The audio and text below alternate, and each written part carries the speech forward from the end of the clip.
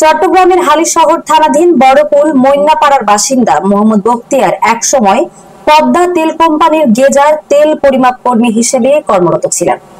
সীমিত আয়ের এই সরকারি চাকুরিজীবী অস্বাভাবিকভাবে বিপুল সম্পদের মালিক হয়েছেন, যা ঘোর দুর্নীতির প্রমাণ বহন করে বলে স্থানীয়দের অভিযোগ।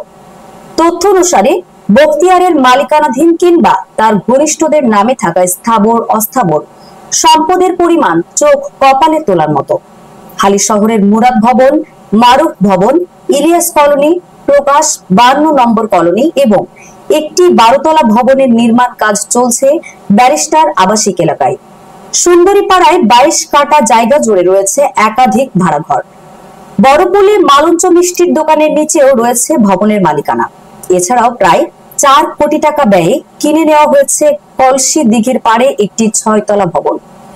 এই ভবন ছাড়াও কলসি দিঘির পাড়ে আরো 65 কাটা জমিতে ভাড়াঘর, আব্বাস পাড়ায় 55 কাটা জমিতে গরুর খামার, চৌধুরী পাড়ায় 15 কাটা জমিতে ভবন এবং আনন্দবাজার মাজার গলিতে 45 কাটা জমিতে ভাড়াঘর গড়ে তুলেছেন।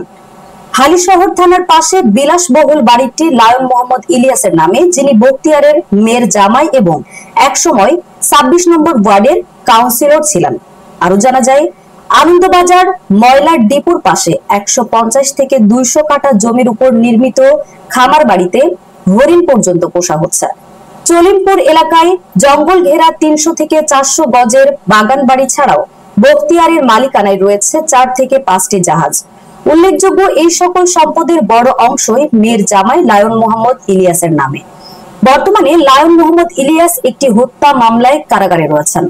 অপরদিকে বখতিয়ার ও তার ছেলে হত্যা চেষ্টা মামলার আসামি হয়েও প্রকাশ্যে ঘুরে বেড়াচ্ছেন।